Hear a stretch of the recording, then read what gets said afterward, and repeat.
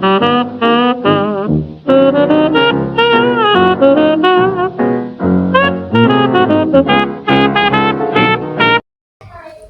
orang Korea mengucapkan annyeonghaseyo, Ketika orang Thailand mengucapkan sawadikap, ketika orang Jepang mengucapkan konnichiwa. Dan sepatutnya kita sebagai umat muslim, mari kita ucapkan Assalamualaikum warahmatullahi wabarakatuh. Pertama, kami akan memperkenalkan diri kami masing-masing, dimulai dari sebelah kanan. Perkenalkan, nama saya Mayaksari. perkenalkan saya Desilvia. Perkenalkan, nama saya Syahriza. Perkenalkan, nama saya Siti Reza Agustina. Kami dari kelas 12 B2. Kami akan menerangkan tentang katabolisme. Pernah gak sih mikir kenapa tubuh kita bisa terus berpikir, bisa terus bergerak, bisa terus bernafas? Padahal kita tuh gak nge-charger kayak HP. Ternyata jawabannya ada dalam sebuah proses yang diam-diam terus bekerja keras setiap detiknya, yaitu metabolisme. Iya, metabolisme. Tapi ini bukan sembarangan metabolisme. Yang ini tuh kerjanya cuma bongkar-bongkar, tapi bisa bikin kita tetap hidup. Penasaran? Yuk kita bongkar bareng-bareng.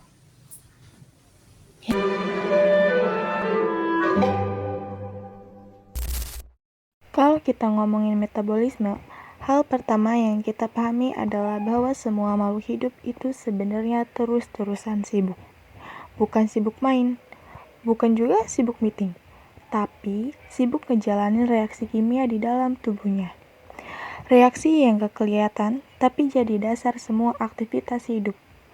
Nah, kumpulan reaksi kimia inilah yang kita sebut metabolisme.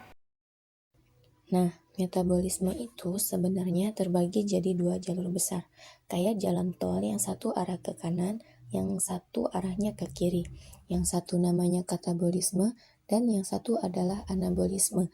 Meskipun namanya mirip-mirip, tapi kedua jenis reaksi ini punya peran yang berbeda, bahkan bisa dibilang saling melengkapi. Katabolisme ibarat proses bongkar-bongkar. Di sini, tubuh memecah molekul besar yang kompleks, kayak karbohidrat, lemak, ataupun protein, jadi molekul yang lebih kecil atau sederhana. Proses ini biasanya disertai dengan pelepasan energi. Jadi, semacam kita ngebakar sesuatu untuk ngedapatin panasnya. Energi yang dilepaskan itu nanti bakalan bisa dipakai untuk aktivitas sel, mulai dari gerak, tumbuh, sampai mikir. Sedangkan anabolisme kebalikannya, ini proses ngebangun. Tubuh ngumpulin molekul-molekul kecil yang disusun jadi molekul besar. Misalnya, asam amino disusun menjadi protein, atau glukosa dirangkai jadi glikogen. Tapi, karena ini proses bangun-membangun, jadi butuh energi. Nah, energinya ya biasanya diambil dari hasil katabolisme tadi. Jadi, bisa dibilang katabolisme dan anabolisme itu kayak pasangan kerja yang saling dukung. Yang satu nyediain energi, yang satu memakai energi. Keduanya berjalan seimbang. Kalau cuma katabolisme doang, kita bisa kehabisan struktur penting di dalam tubuh. Tapi kalau anabolisme doang, kita bakal kekurangan energi. Jadi keseimbangan dua reaksi inilah yang bikin metabolisme kita tetap berjalan dengan sehat dan stabil. Nah, setelah paham ini, kita bisa langsung masuk ke jalur yang satu tadi, yang udah disebutkan dari awal, yaitu kita bakal memahami lebih mendalam tentang katabolisme tadi. Si tukang bongkar-membongkar, yuk kita lanjut.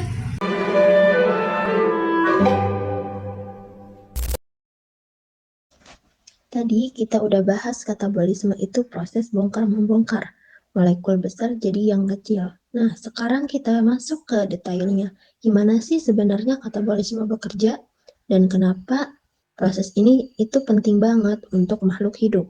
Katabolisme itu bisa dibilang kayak dapur energi dalam tubuh. Proses ini biasanya dimulai dari molekul makanan yang kita konsumsi. Sebut aja karbohidrat, lemak, dan protein. Begitu masuk ke dalam tubuh, ketiganya akan menjalani serangkaian reaksi kimia yang memecah mereka. Jadi bentuk sederhana, tapi dia cuma dipretelin gitu aja. Proses ini juga menghasilkan suatu yang penting banget, yaitu energi. Energi yang dihasilkan ini bukan dalam bentuk bara api atau listrik ya. Ini cuma ilustrasi aja, tapi dalam bentuk senyawa bernama ATP atau adenosin trifosfat. Nah, kita bakal bahas si ATP ini secara khusus. Tapi intinya, katabolisme ini adalah proses yang menghasilkan proses ATP dari hasil pemecahan zat makanan. Contohnya, karbohidrat akan dipecah menjadi glukosa. Lalu, glukosa masuk ke jalur reaksi yang kita sebut sebagai respirasi. Respirasi sel. Di sini energi mulai dikumpulin. Nah, respirasi sel ini sendiri terbagi menjadi beberapa tahap, kayak glikosis, siklus Krebs, dan rantai transport elektron. Nah, tapi jangan khawatir, kita harus hafal sekarang, tapi yang penting di tahap-tahap ini, glukosa akan diubah secara bertahap, hingga menghasilkan ATP dalam jumlah yang banyak. Proses ini juga enggak sembarangan ada, enzim-enzim khusus yang membantu mempercepat reaksi. Ada juga kontrol dan regulasi supaya gak boros atau kekurangannya energi tubuh kita itu pintar. Dia tahu kapan harus mempercepat karbohidrat, misalnya saat kita olahraga atau ketika kita kelaparan. Dan dia juga paham kapan memperlambat katabolisme yang menarik meskipun katabolisme dikenal sebagai jalur energi. Dia juga punya peran lain, misalnya hasil pemecahan protein bisa dipakai lagi menyusun senyawa lain, bukan cuma untuk energi. Jadi proses ini nggak cuma satu arah, tapi fleksibel dan tertib sesuai kebutuhan tubuh. Jadi ketika lagi duduk santai, berlari, belajar, dan bahkan mikir keras, sebenarnya ada jutaan reaksi katabolisme yang lagi jalan di dalam tubuh kita. Semuanya demi satu tujuan, yaitu memastikan kita tetap punya energi untuk hidup. Nah, setelah kita tahu bagaimana katabolisme menghasilkan energi, sekarang waktunya kita kenalan terlebih dahulu dekat dengan pemain utamanya, yaitu ATP, membawa energi yang setia. Yuk kita lanjut.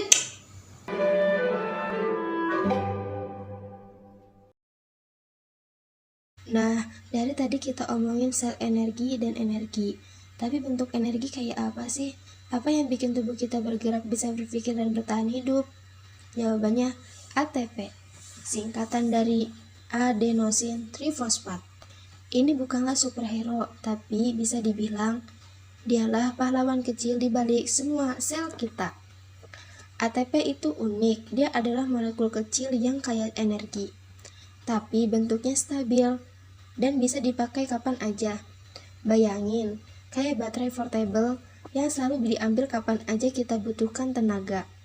Tapi bukan untuk menyetrum ya, buat jalani kerja sel melalui dari kontraksi otot, sintesis protein, sampai mengirim sinyal saraf. Kemudian, struktur ATP sebenarnya enggak ribet. Intinya terdiri dari 3 bagian, yaitu 1 gugus adenis, 1 gugus ribosa, dan 3 gugus trifosfat, saling berhubungan.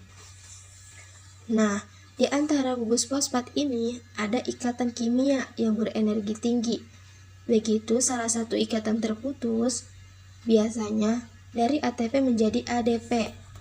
Energi akan dilepaskan dan itu pakai oleh sel, tetapi perlu dicapainya ATP ini bukan menyimpan energi jangka panjang. Umurnya juga pendek. Jadi, tubuh kita bikin ATP baru dari hasil katabolisme setiap kalinya kita makan, tidur, dan bahkan diam aja.